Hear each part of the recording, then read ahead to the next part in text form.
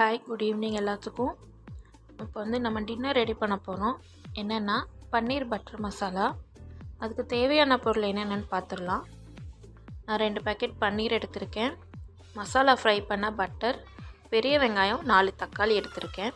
அப்புறம் பூண்டு 1, நெல்லிக்காய் சைஸ் அளவு இஞ்சி. சரிங்களா? இப்போ வந்து மசாலா தாளிக்கு என்னென்னு பார்த்துக்கலாம். பெரிய வெங்காயம் ஒரு 4 பீஸாக கட் பண்ணிக்கலாம். தக்காளி அதே மாதிரி 4 கட் பண்ணிக்கலாம். ஒரு பேனில் 2 ஸ்பூன் பட்டர் போட்டு நல்லா உருகிற வரைக்கும் நல்லா கலக்கி விடுங்க. நல்லா இப்போ உருகிடுச்சு. இப்போ வந்து நம்ம வெங்காயம் ஆட் பண்ணிக்கலாம். ஒரு 2 நிமிஷம் வெங்காயம் நல்லா போட்டுட்டு கலரி விட்டுட்டு ஒரு 2 நிமிஷம் மூடி வச்சிங்கன்னா நல்லா கண்ணாடி பாத்துக்கு வந்துடும். இப்போ நம்ம தக்காளி ஆட் பண்ணிக்கலாம். இப்போ தக்காளி வந்து கொஞ்சம் நமக்கு கரையறதுக்காக கொஞ்சம் உப்பு ஆட் பண்ணிக்கலாம். மசாலாவில் நல்லா கலரி விட்டு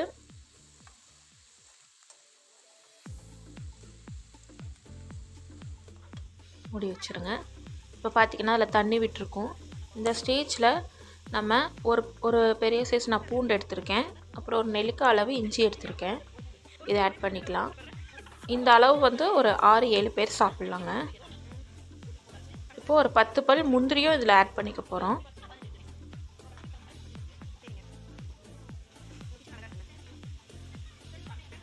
இதை மூடி வச்சிடலாம். இப்போ பார்த்திங்கன்னா வெங்காயம் தக்காளி எல்லாமே வந்து நல்லா வெந்து நல்லா நமக்கு நைஸாக இருக்குது. இப்போ நம்ம இதை ஆற வச்சுட்டு நம்ம அரைச்சிக்கணும். ஸோ இதை ஆற வச்சுக்கலாம். இப்போ ஆறிடுச்சு. நான் இப்போ அரைக்க போகிறேன். நல்லா நைஸாக அரைச்சிக்கணுங்க. இப்போ பன்னீர் கட் பண்ணி அதை வந்து நம்ம சுடுதண்ணியில் போட்டு எடுக்கணும். ஏன்னா அப்போ தான் சாஃப்டாக இருக்கும். சுடுதண்ணி வச்சுக்கிறேன். இப்போ நான் பன்னீர் அதில் ஆட் பண்ண போகிறேன்.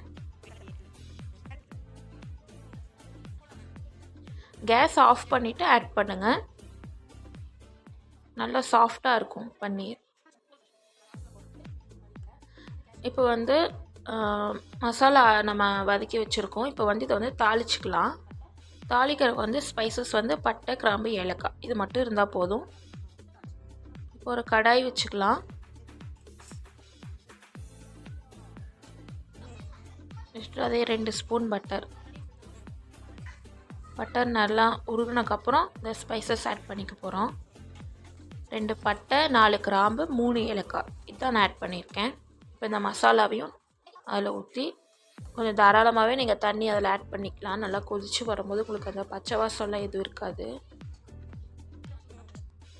இப்போது மஞ்சத்தூள் ஒரு 1/2 ஸ்பூன் போட்டுக்கோங்க. அப்புறம் மிளகாத்தூள், அப்புறம் பட்டை கிராம்பு தூள் இந்த 3 தான் நான் ஆட் பண்ணியிருக்கேன். அப்புறம் கொஞ்சம் சால்ட். நம்ம அந்த மசாலா வதக்கும் போதே சால்ட் போட்டிருக்கோம். இப்போ நம்ம தண்ணியெல்லாம் கொஞ்சம் ஆட் பண்ணனால இன்னும் கொஞ்சம் சால்ட் சேர்த்திக்கலாம். மிளகாத்தூள் வந்து காரத்துக்கு உங்களுக்கு எவ்வளோ வேணுமோ அவ்வளோ போட்டுக்கலாம். பட் பட்டை கிராம்பு தூள் கரம் மசாலா வந்து ஒரு 1/4 ஸ்பூன் இருந்தால் போதும். இது வந்து 7 பேர் சாப்பிட்ற அளவுங்க. இப்போ நல்லா கொதிச்சு வந்துருச்சு. இப்போ நான் பன்னீர் ஆட் பண்ணியிருக்கேன். ரொம்ப கலர வேண்டாம். நீங்கள் ரொம்ப கிளறினீங்கன்னா பன்னீர் உடையும். நல்லா இப்போ கொதிச்சிருச்சு. இப்போ நம்ம மல்லித்தலை ஆட் பண்ணிக்கலாம்.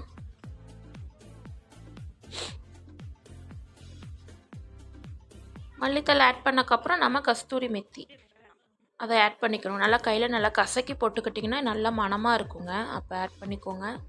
இது வந்து என்னோடய ஃபஸ்ட்டு வீடியோ. உங்களால் முடிஞ்ச சப்போர்ட் எனக்கு கொடுங்க.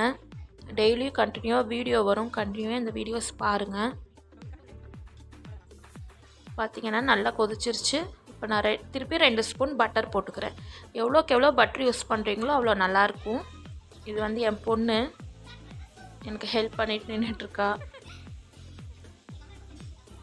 இது என் பொண்ணு, இது என் அண்ணன் பொண்ணு நல்லா இருக்குன்னு சொல்கிறாங்க. ஸோ டெய்லியும் வீடியோ வரும். கண்டிப்பாக பாருங்கள். எனக்கு சப்போர்ட் கொடுங்க.